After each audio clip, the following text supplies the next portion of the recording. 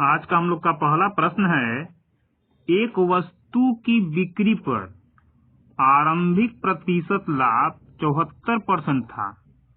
यदि वस्तु का क्रय मूल्य 50% बढ़ जाता लेकिन विक्रय मूल्य वही रहता तो नया प्रतिशत लाभ ज्ञात कीजिए। क्या बोल रहा है? बिक्री पर आरंभिक प्रतिशत लाभ इतना था, यानी कि पहले वस्तु को खरीदा होगा और फिर बाद में उसको बेच दिया होगा। क्या बोल रहा है कि आरंभिक प्रतिशत लाभ 74% था, यानी 100 का माल कितना बेचेगा? 74 में। तो मान लीजिए कि वो 100 में खरीदा, क्योंकि 74% का मतलब 100 का सामान 74% यानी 74 बढ़ा करके बेचेगा। तो 100 रुपया में खरीदा तो 74 बढ़ा कर बेचेगा। कितना में बेच देगा? 174 में वो बेच रहा है। आगे क्या बोल रहा है? यदि वस्तु का क्रय मूल्य 50% बढ़ जाता। पहले क्रय मूल्य कितना था? ये पहले का है। पहले क्रय मूल्य कितना था? 100। अब क्या बोल रहा है? यदि वस्तु का क्रय मूल्य 50% बढ़ जाता, यानी 100 के जगह क्रय मूल्य कितना हो जाएगा? अब 50 बढ़ जाएगा। 50% यानी 100 में 50 बढ़ना, तो यहाँ तो 100 है ही, तो 100 में 50 बढ़ जाएगा। नया क्रय मूल्य कितना हो गया हम लोग का? 150। लेकिन विक्रय मूल्य वही रहता। विक्रय मूल्य कितना था पहले? 174। तो अभी भी 174 ही रहेगा। तो नया क्रय मूल्य ये हम लोग का हो गया, जबकि विक्रय मूल्य वही है 174। तो क्या बोल रहा है? प्रतिशत लाभ ज्ञात कीजिए। यानी 150 का सामान कितना में बेच रहा है? 174 में। कितने का फायदा? तो 4 और 5 2 7, 24 का। क्या बोल रहा? प्रतिशत फायदा। प्रतिशत लाभ बराबर लाभ बट्टा क्या? क्रय मूल्य। तो क्रय मूल्य क्या हम लोग का? 150।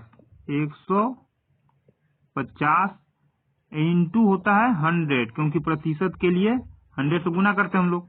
काट देंगे तो 25 छक्का 150, 25 चौक 100, 6 से 6 4 का 24, 4 चौक 16।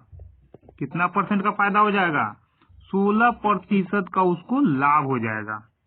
तुम लोग का आंसर क्या होगा? ऑप्शन नंबर बी, 16% का लाभ। हम लोग का अगला प्रश्न है, किसी वस्तु को उसके अंकित मूल्य पर बेचने पर एक खुदरा विक्रेता को 18% का लाभ प्राप्त होता है। यदि वह अंकित मूल्य पर 10% की छूट देता तो उस वस्तु पर उसका वास्तविक लाभ कितना होता? क्या बोल रहा है? उसके अंकित मूल्य पर बेचने पर 18% का फायदा हो रहा है। अंकित मूल्य पर बेचेगा, यानी कि एमपी, सीपी और एसपी हम लोग का यही होता है। खरीदते हैं, उस पर कुछ न कुछ रेट प्रिंट होता है, मार्केट प्राइस, उसको हम लोग छूट दे करके बेचते हैं, सेलिंग प्राइस। लेकिन यहाँ क्या बोल रहा है कि अंकित मूल्य पर ही बेचता है, और अंकित मूल्य पर बेचने पर 18% का उसको क्या होता है? लाभ होता है। तो सबसे पहले क्या कर रहा है? यानी पहला अगर इसका विक्रय मूल्य देखें तो वो अंकित मूल्य पर ही बेच देता है। तो कहता क्या है कि जितना प्रिंट है उतना ही में बेच दिए, तो कितना का लाभ होता है? 18% का लाभ। और लाभ का मतलब जितना में खरीद के लाया था उससे 18 ज्यादा। तो 18% का मतलब 100 में 18। तो मान लीजिए 100 में खरीद के लाया था, 18 फायदा के लिए क्या करेगा? 18 बढ़ा करके बेच देगा। अब ये अभी के लिए क्या है? अभी के लिए इतना में बेच रहा है, तो एसपी यानी सेलिंग प्राइस होगा। लेकिन सेलिंग प्राइस के साथ साथ ये क्या है? मार्केट प्राइस भी है। क्यों? बोल रहा है कि अंकित मूल्य पर ही बेच देता है, यानी जितना प्रिंट है उतना ही पर बेच दिया, तो 18% का फायदा हुआ। तो फायदा किस पर होता? हम लोग क्रय मूल्य पर, यानी कि क्रय मूल्य से 18 ज्यादा करके। तो क्रय मूल्य यदि 100 तो 18 ज्यादा किया, 118 गया। अभी तक के लिए इतना हो गया। अब क्या बोल रहा है? यदि अंकित मूल्य पर 10% की छूट देता, अंकित मूल्य पर यानी जितना अंकित मूल्य उस पर 10% का छूट देता, तो उसका वास्तविक लाभ क्या होता? तो 10% छूट का मतलब 100 में 10 का छूट, यानी हम लोग ये बोले कि यदि अंकित मूल्य 100 होता, अंकित मूल्य यदि 100 होता तो 10% की छूट पर बेच देता। अब ये अंकित मूल्य पर नहीं बेच रहा है, अंकित मूल्य यानी जितना अंकित मूल्य है, तो 10% छूट का मतलब 100 में 10, तो अभी के लिए अंकित मूल्य क्या मानेंगे हम लोग? 100 में 10 का छूट यानी कितना में बेच देगा? 90 में। अब इसको क्या करेंगे हम लोग? सबसे पहले अनुपात में बदलेंगे। अनुपात में क्यों बदलेंगे अभी पता चल जाएगा। सबसे पहले क्या करेंगे हम लोग? काटने का कोशिश करते हैं। तो काटेंगे तो क्या आएगा? ये हम लोग का कितना बार में जाएगा? 50 दूना 100, 2 बार में। जब 2 बार में इसको काटे हैं तो इसको भी 2 बार में काटेंगे, क्योंकि दोनों क्या है? एक साथ का अनुपात में संख्या है। तो 2 5 10, 2 9 18। अब इन दोनों का काम हो गया। ये और ये एक साथ अनुपात में है, इसलिए अब इन दोनों को एक साथ काटेंगे तो क्या हो जाएगा? 0 से 0 गया, काट करके तो अनुपात में ले आए। लेकिन यहाँ क्या दिख रहा है? ये 59 किसका मान आया? एमपी का। और ये 10 किसका मान आया? एमपी। अब दोनों जब एमपी का ही मान है यानी मार्केट प्राइस ही है, तो दोनों सेम होना चाहिए, न कि अलग अलग। अब दोनों सेम नहीं है तो क्या करेंगे? दोनों को सेम यानी दोनों को समान बनाएंगे। कैसे बनाएंगे? इस 10 से इसमें गुना करेंगे हम लोग। अब जब इसमें गुना हुआ 59 में, तो 59 इसके साथ का अनुपात है, तो 50 में भी 10 से गुना हो जाएगा। ठीक है। अब जब 10 से इसमें गुना हुआ तो 59 से इसमें गुना हो जाएगा। क्यों? क्योंकि एमपी का मान दोनों सेम होना चाहिए। तो ये तो 590 आएगा, तो इसको भी 590 होना चाहिए। इसको 590 बनाने के लिए क्या करेंगे? यहाँ के संख्या से इसमें गुना किए और यहाँ के संख्या से इसमें गुना कर देंगे, तो 59 से गुना करेंगे। जब 10 में गुना हुआ है तो 10 के साथ का अनुपात 9 है, तो 9 में भी हम लोग 59 से गुना करेंगे। फाइनली हम लोग का क्या हो जाएगा? इन दोनों को गुना कर देंगे, आ जाएगा कितना? 500। इसको गुना कर देंगे। अब इसको गुना करें या इसको गुना करें, दोनों सेम ही आना चाहिए, क्योंकि मार्केट प्राइस एक ही होना चाहिए। तो आ जाएगा 590। सेम करने के लिए ही तो हम लोग गुना किए थे। अब इसको गुना करेंगे तो कितना आएगा? तो 9 9 81, 8। अब 5 9 45, 45 8 5 13, कितना हो जाएगा? 531। ये हो गया अनुपातिक मान, यानी सीपी हम लोग का 500, क्रयमूल्य 500 हो गया, मार्केट प्राइस 590 और सेलिंग प्राइस 531। क्या पूछ रहा है? वास्तविक लाभ क्या होगा? तो लाभ कहाँ से आता है? तो लाभ के लिए हम लोग क्रय मूल्य और विक्रय मूल्य का यूज करते हैं, यानी कि खरीदा इतना में, बेचा इतना में, कितने का फायदा हो गया? 31 ज्यादा हो गया ना, यानी कि 31 का क्या हुआ? लाभ हो गया। क्या प्रतिशत लाभ लाना है? तो प्रतिशत के लिए लाभ बटा क्रय मूल्य। क्रय मूल्य कितना? 500 आया। ये रुपया में नहीं है, अनुपात में है। इंटू 100, काट देंगे। 100 से 100 गया, 5 से भाग देंगे, 5 6 30, 5 दूना 10। 6.2% का वास्तविक लाभ होगा। तो हम लोग का आंसर क्या होगा? ऑप्शन नंबर डी, 6.2% का लाभ। हम लोग का अगला प्रश्न है, एक व्यक्ति एक सोफे को एक निश्चित मूल्य पर बेचता है। एक व्यक्ति एक सोफे को निश्चित मूल्य पर बेचता है, कितना में बेचता है कुछ पता नहीं है। यदि वह इस सोफे को इस मूल्य के 60% में बेचे तो उसे 20% की हानि होगी।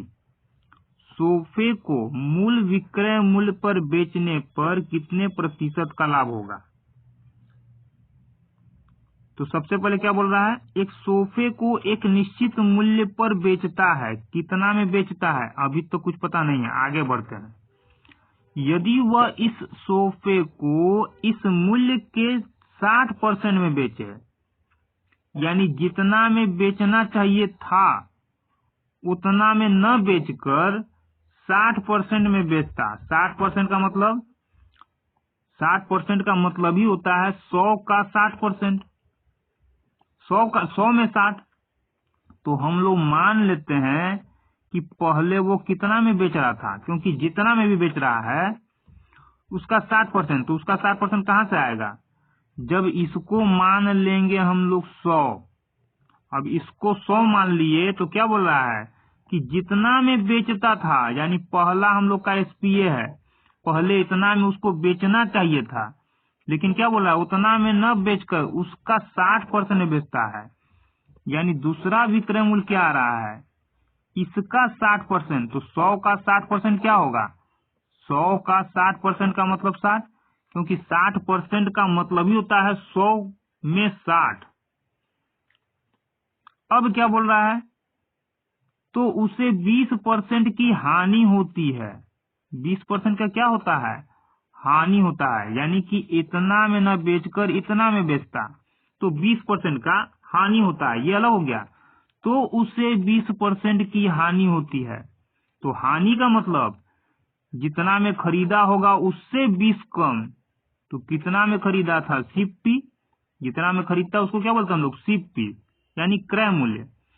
20% की हानि का मतलब 100 में 20, यानी 100 का सामान खरीदा, 100 में वो सामान खरीदा और 20 कम में बेचा, तब तो 100 में खरीदा सीपीए।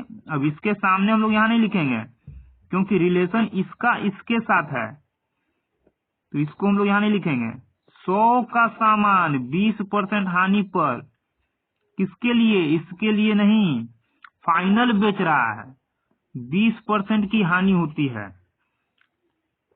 कहने का मतलब यह है कि इतना में न बेचकर इतना में यदि वो बेच देता तो 20% का हानि होता, यानी कि फाइनल हानि जो हो रहा है वो यहाँ से हो रहा है। तो हम लोग इसका विक्रय मूल्य कहाँ से निकालेंगे, यहाँ रखेंगे, यानी 100 का सामान कितना में बेच रहा है, 20% कम, यानी 80 में बेचेगा। अब हम लोग क्या करेंगे, काट के अनुपातिक मान निकाल लेंगे, ठीक है। तो यहाँ क्या करेंगे, 0 से 0 गया, 5 दूना 10 और ये 3 दूना 6, ये क्या हो जाएगा,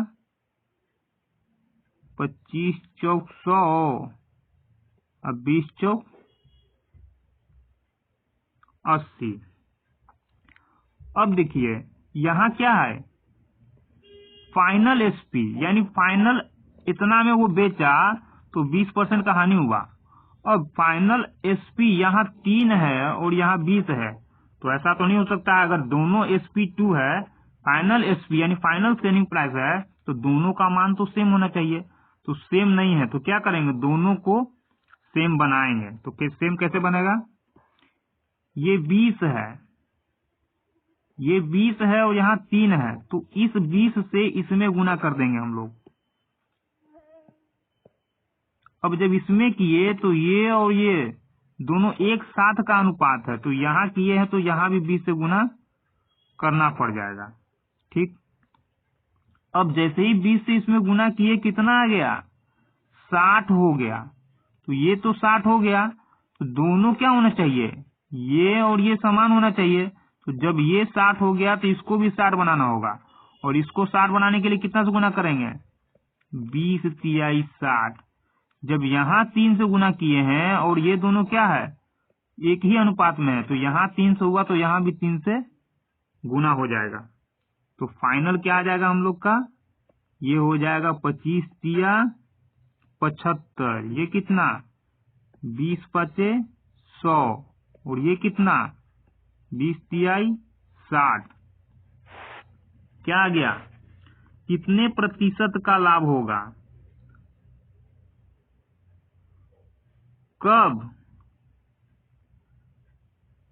सोफे को मूल विक्रय मूल्य पर बेचने पर। मूल विक्रय मूल्य यानी कि लाभ या हानि हम लोग ज्ञात करेंगे, वो किससे ज्ञात करेंगे, क्योंकि यहाँ दो एसपी हम लोग के पास है, एक ये और एक ये, यानी एक तो 100 है दूसरा 60। तो क्या बोल रहा है, मूल विक्रय मूल्य। तो मूल विक्रय मूल्य कौन था हम लोग का, क्या बोला था, सोफे को एक निश्चित मूल्य पर बेचता है। तो पहले सोफे को कितना में बेच रहे थे हम लोग, 100 में, और 100 का ही तो मान आया यहाँ 100, यानी कि इतना। इस पर लाभ या हानि हम लोग ज्ञात करेंगे। तो कह सकते हैं 75 का माल कितना में बिका, 100 में, कितने का फायदा, 25 का। प्रतिशत कितना फायदा, तो प्रतिशत लाभ बराबर लाभ बटा क्रय मूल्य इंटू 100। 25 तिया 75, 3 से भाग देंगे 100 को, यानी 100 बटा 3 कितना आ जाएगा, 33.1 बटा 3% का क्या होगा हम लोग को, लाभ हो जाएगा। वास्तविक यानी मूल विक्रय मूल्य पर लाभ। बेचना चाहिए था इतना पर, लेकिन ये 60% लाभ, 60% बेचा। तो मेन जो हम लोग को निकालना होगा लाभ या हानि, वो पहले वाले विक्रय मूल्य से निकलेगा। क्यों, मूल विक्रय मूल्य यही था, यानी इतना में ही उसको बेचना था। सोफे को मूल विक्रय मूल्य पर बेचने पर हम लोग का लाभ कितना हो जाएगा, 33.1 बटा 3%। हम लोग का अगला प्रश्न है, एक व्यापारी अपने माल पर क्रय मूल्य से 25% अधिक मूल्य अंकित करता है। क्या किया, जितना में खरीदा उससे 25% बढ़ाकर अंकित किया, और अपने ग्राहकों के बिल पर 12% का छूट प्रदान किया। उसके द्वारा अर्जित प्रतिशत लाभ की गणना कीजिए, यानी कितना प्रतिशत लाभ उसको हुआ। तो क्या बोल रहा है, सीपी, एमपी और बेचेगा तो एसपी।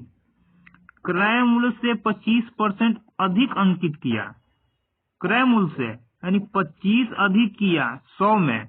तो क्रय मूल्य यदि 100 है तो 25 अधिक अंकित कर रहा है, और अंकित ये हम लोग का अंकित कर रहा है, अंकित मूल्य ये हो गया। ठीक, अब क्या बोल रहा है, ग्राहकों के बिलों पर 12% का छूट देता है। अब जब भी हम लोग छूट देते हैं तो छूट किस पर देते हैं, हमेशा छूट एमपी पर ही दिया रहता है, यानी जहां मार्केट प्राइस का बात आ रहा है तो छूट हम लोग मार्केट प्राइस पर ही देंगे, यानी इस पर छूट देंगे। और इस पर छूट देंगे मतलब मैं बोला 12% का छूट, 12% का छूट मतलब 100 में 12 का छूट। तो 100 का सामान कितना बेचेगा, 12% छूट, यानी 12 कम करके 88 में काटेंगे हम लोग। तो कितना आएगा, 20 पचे 100 या 25 चौक 100 और 25 पाँचे 125। यहां हो जाएगा हम लोग का 22 चौक 88, 4 बार में, और ये 4 बार में जाएगा कितना बार में, 4 बार में 25 से 25 चौक 100। अब क्या दिख रहा है, यहाँ मार्केट प्राइस हम लोग का देख रहा है 5 और यहाँ 25, जबकि दोनों क्या होना चाहिए, सेम होना चाहिए, दोनों एक ही होना चाहिए। यहाँ अनुपात लिखेंगे हम लोग। अब ये और ये दोनों एक ही होना चाहिए, तो क्या कर सकते हैं हम लोग, 25 को 5 तो नहीं बना सकते हैं, लेकिन 5 को 25 बना सकते हैं। तो 5 को 25 बनाने के लिए यहाँ 5 से गुना किए, जब इसमें गुना किए तो इसके साथ वाले अनुपात में इसमें भी हम लोग को 5 से गुना करना पड़ जाएगा। अब 25 हो गया मार्केट प्राइस और 25 ये, यानी जो यहाँ दोनों में कॉमन है उसका मान समान होना चाहिए। समान आ गया। अब इसको हम लोग हल करेंगे, कितना आएगा, 5 चौक 20, ये कितना आ गया 25, और ये कितना हो गया 22। क्या बोल रहा है, उसके द्वारा अर्जित लाभ, लाभ या हानि का गणना किससे होता है, क्रय मूल्य और विक्रय मूल्य से। तो 20 का सामान 22 में बेच दिया, कितने का फायदा हुआ, 2 का। 2 का लाभ हुआ, प्रतिशत लाभ, तो प्रतिशत लाभ के लिए लाभ बटा क्रय मूल्य यानी 20 हो गया, इंटू क्या 100। क्या कर देंगे, 20 पचे 100, 5 दूना 10, 10% का क्या हो जाएगा, लाभ हो जाएगा। तो हम लोग का आंसर क्या होगा, ऑप्शन नंबर ए 10% का लाभ। हम लोग का अगला प्रश्न है 40% वस्तु को 2% की हानि पर बेचा जाता है और शेष वस्तु को 4% के हानि पर 4% के लाभ पर बेचा जाता है। यदि 250 रुपए का कुल लाभ अर्जित होता है, यानी 250 रुपया उसको लाभ के रूप में मिलता है टोटल दोनों पर, तो बेची जाने वाली वस्तुओं का क्रय मूल्य कितना है। क्रय मूल्य कितना है नहीं मालूम, लेकिन क्या बोल रहा है 40% वस्तु, तो मान लिए टोटल सामान कितना 100 क्यों माने, क्योंकि 40% का मतलब होता है 100 में 40। अब टोटल वस्तु यदि हम लोग मान लिए 100, तो 100 में क्या कर रहा है 40% का मतलब 100 में 40, तो शेष कितना बच जाएगा,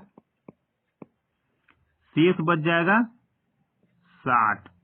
100 में 40 यहाँ, तो शेष 60। अब क्या बोल रहा है 2% हानि पर बेचा जाता है, कौन 40%, तो 40% वाला हिस्सा 2% हानि पर -2%, और शेष यानी ये 4% लाभ पर, तो 4% क्या प्रॉफिट पर करेंगे। तो 40 का 2% कितना आएगा, 40 दूना 80, क्या माइनस है क्योंकि लॉस हो रहा है, परसेंट, प्लस 6 4 का 24, 240 क्या परसेंट, दोनों का अंतर कितना, तो आ जाएगा हम लोग का 0 814, 160%। 160% का क्या हुआ, लाभ हुआ। अब इसको हम लोग और सॉल्व करेंगे, क्यों, क्योंकि हम लोग को निकालना क्या है, क्रय मूल्य क्या होगा, तो क्रय मूल्य 100 का जो मान आएगा वही क्रय मूल्य होगा। यहाँ 100 है न कि 100% है, और यहाँ क्या लगा हुआ है, परसेंट लगा हुआ है, यानी इस परसेंट को हम लोग खत्म करेंगे। तो 160% का मतलब क्या होता है 160/100, 0 से 0 काट देंगे तो कह सकते हैं कि इस 0 से भाग देंगे तो 1.6 आ जाएगा, यानी 160% का मतलब 1.6। तो लिख सकते हैं हम लोग कि 160% बराबर 1.6 क्या हुआ, लाभ के रूप में आया। ये रुपया नहीं है, इससे निकाला गया मान है, यानी ये अनुपातिक मान है न कि रुपया। हम लोग के द्वारा लाभ इतना आया, जबकि ये क्या बोल रहा है कि लाभ 250 है, तो कह सकते हैं कि 1.6 का मान 250। अब क्या करेंगे, इसको काटेंगे, तो दशमलव यहाँ जाएगा, दशमलव के बाद कितना अंक था, 1 अंक, तब यहाँ 1 0 हम लोग बैठा देंगे। अब इसको काटेंगे, तो कैसे काटेंगे, 4 चौक 16, काटते हैं इसको 4 से, तो 4 छक 24, 1 बचा, 4 दूना 8, 2 बचा, 4 पचे 20, फिर 4 से काटते हैं, 4 एकम 4, तो कितना बार में जाएगा, 4 एकम 4, 2 4 पचे 20, 25 हो गया, 4 छक 24, 1 बचा, दशमलव देंगे, 4 दूना 8, 4 पचे 20, 1 का मान कितना आ गया 156.25। हम लोग को निकालना क्या है, टोटल कितना माने थे हम लोग 100, तो 100 का मान निकालना है। यहाँ 100% नहीं है, 100 है, तो 100 का मान, 1 का मान इतना, तो 100 का मान कितना, तो यहाँ 100 से गुना करेंगे। जब यहाँ 100 से गुना हुआ तो 156.25 में हम लोग क्या करेंगे 100 से गुना कर देंगे। जैसे ही 100 से गुना करेंगे तो कितना हो जाएगा 1562500, क्योंकि इसी में 2 0 बढ़ जाएगा, दशमलव कितना अंक के बाद 2 अंक के बाद दशमलव लगाना है। तो यहाँ हम लोग क्या करेंगे, इधर से 2 अंक के बाद दशमलव लगाएंगे, यहाँ आएगा, और दशमलव के बाद 0 का कोई महत्व नहीं, तो कितना हो जाएगा 15,625 रुपया। तो वस्तु का क्रय मूल्य कितना था 15,625 रुपया। हम लोग का आंसर होगा ऑप्शन नंबर डी 15,625 रुपया।